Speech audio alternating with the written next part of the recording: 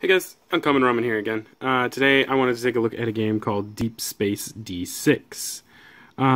This is kind of a hard title to get hold of. Actually, I guess I'd have to do a little bit more research on it. It was a Kickstarter some time ago, and when it went out of stock, it kind of became really difficult to find. They on Amazon, I did see a thing probably about a year ago saying that they would relaunch this on the 24th of April. I haven't actually gone to see if that actually happened, but from just that little information, I can tell you that it was actually pretty difficult to find this game.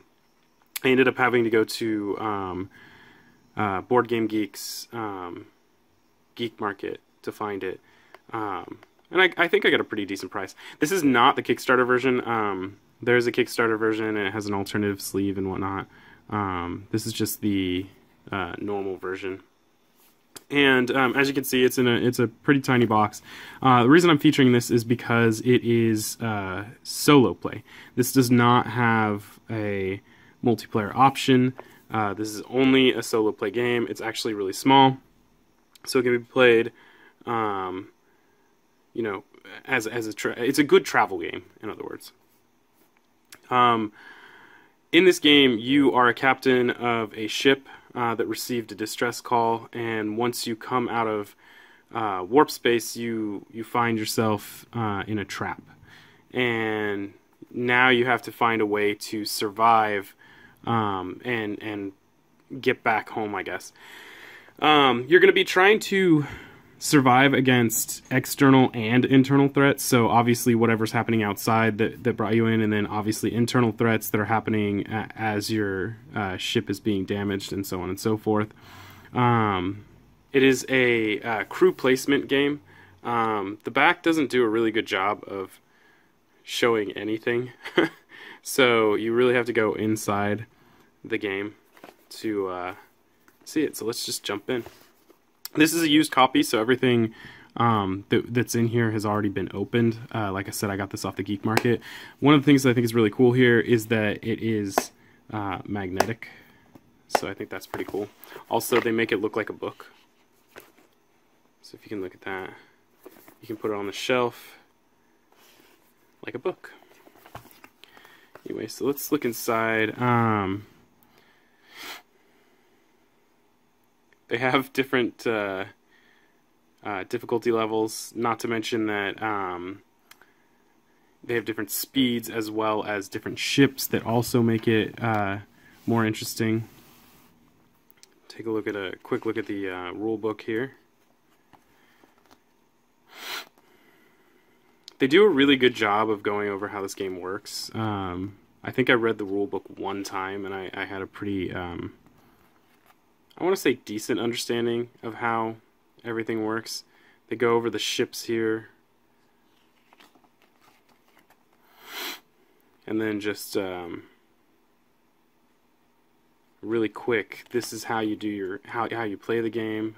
They go into an explanation of special threats, and then they have a notes section, and then a crib sheet on the back, which I think is a really good thing. Lots of rule books don't do this whole crib sheet on the back.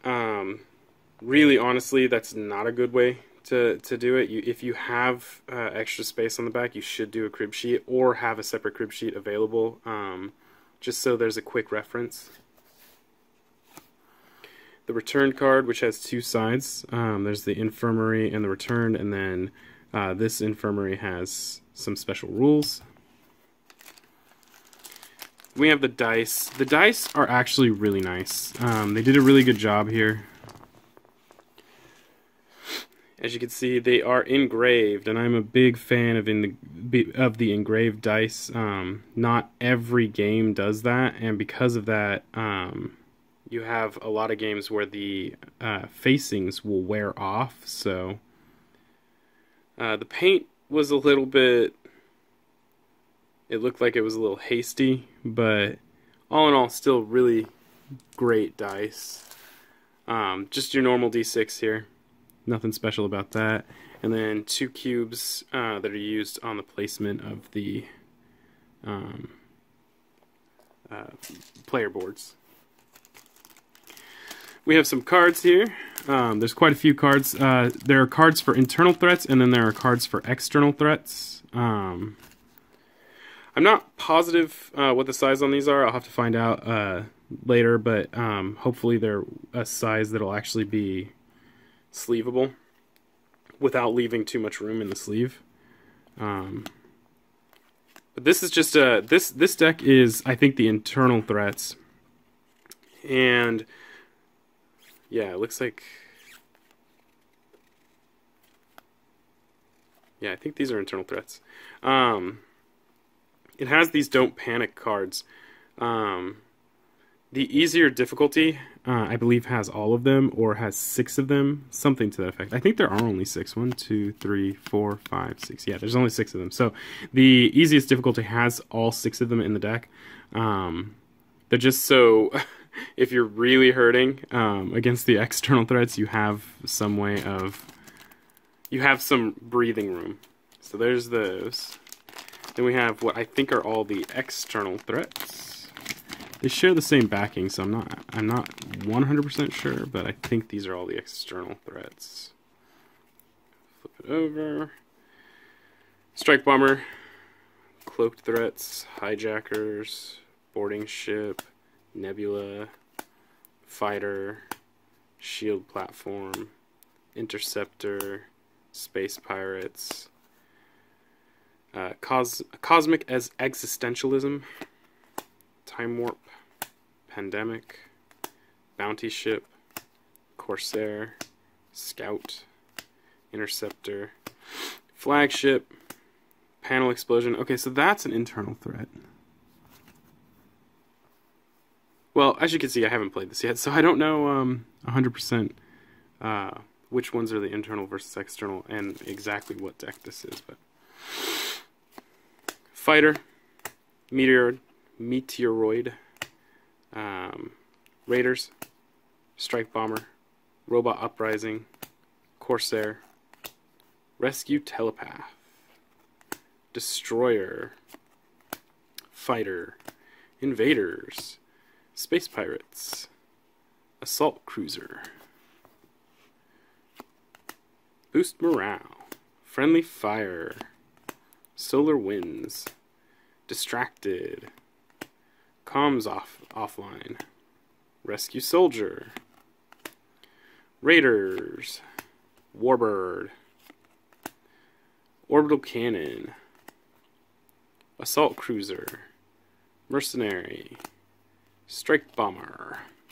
So if you haven't figured out by now, this is a crew placement game. So your crew are these different dice. You roll them and you'll receive different facings, and each facing has its own, specialty and ability. And you are going to be placing them in your ship to deal with internal and external threats.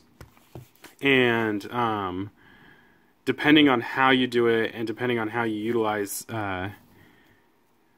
which crew and which threat you're going to be dealing with, will determine how well you survive to the end of the game.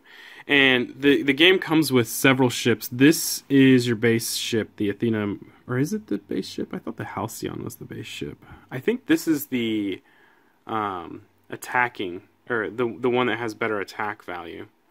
So this is the one that you're going to see a lot more ability to strike back at your opponents, which is the external threats. And every one of the ships has a board that's very similar to this. We have the Mono Nowhere.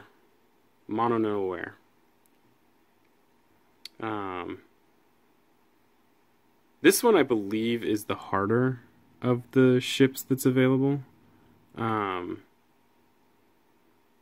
Yeah, because it only takes 2 of these to draw a card. Plus, I believe that there's some special rules about assigning crew in this one. Then we have the AG-8.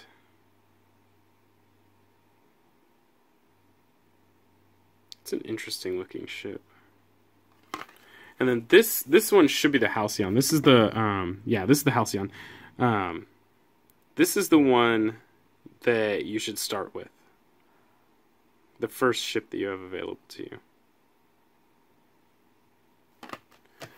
And then the person that I purchased it from, and I don't know if it was them that printed this out or if this was something that they included with all copies, but I have a printed out copy of a new ship called the SCV Armstrong.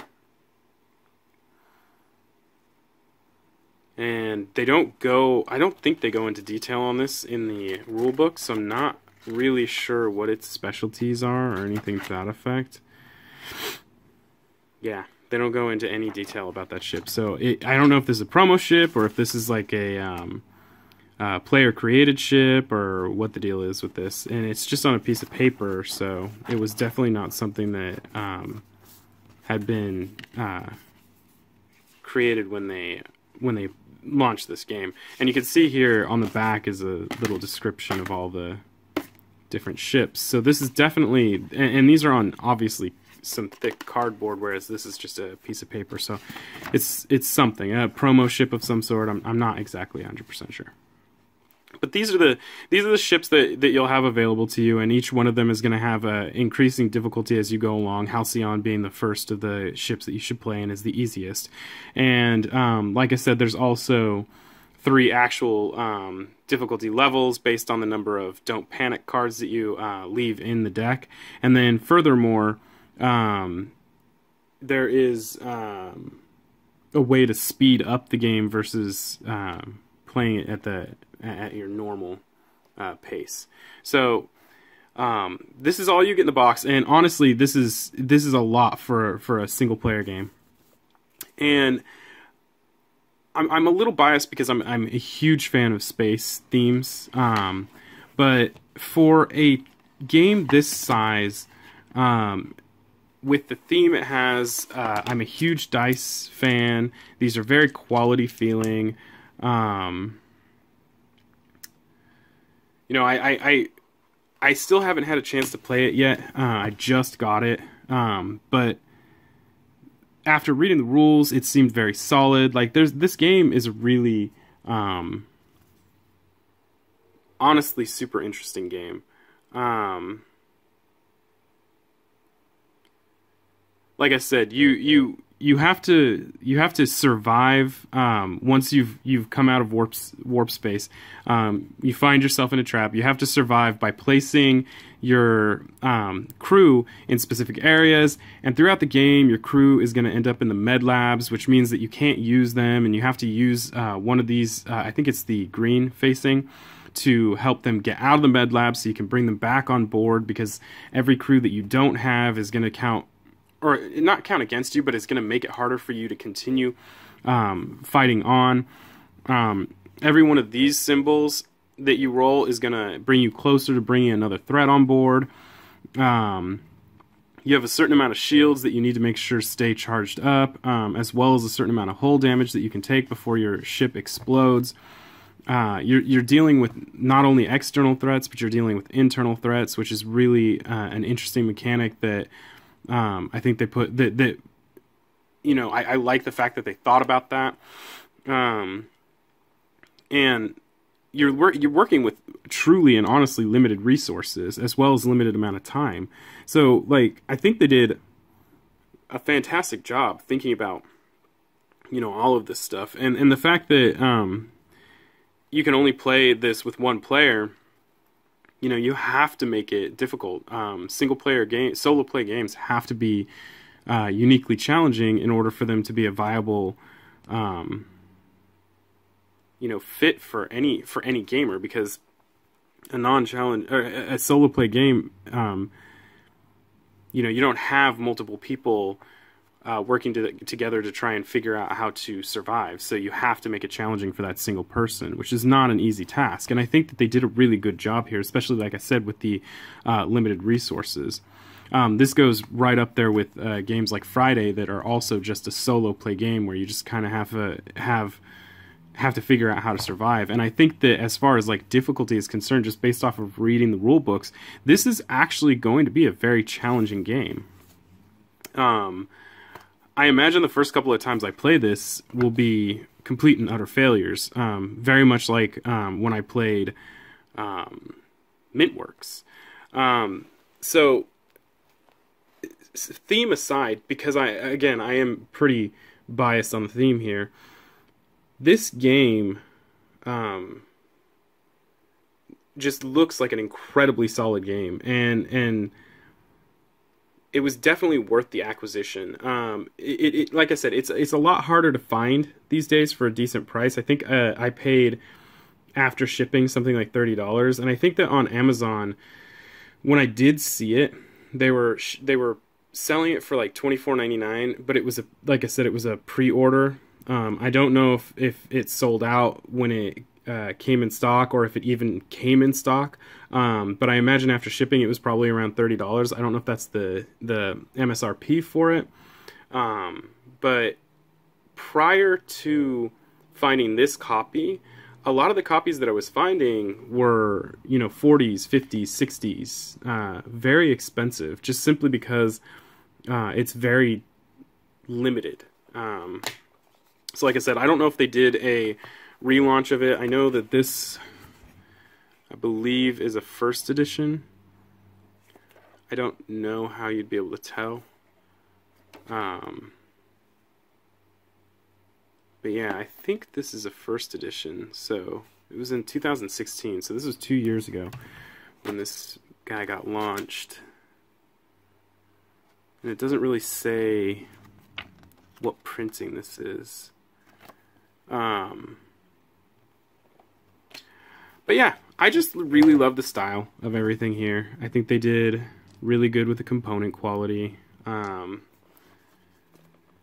Just very excited about this game. But that, guys, is Deep Space D6. Very cool solo player game. If you happen to come across a copy, I would say definitely pick it up. Especially if you tend to have solo play nights as opposed to having people over. If you like the video, go ahead and like and subscribe. Every subscription gets me closer to an actual URL. Please leave comments below. Maybe I missed something. Maybe I'm wrong about something. Maybe you have some suggestions, or you just want to talk. I always enjoy your guys' comments. And as always, guys, until next time, peace.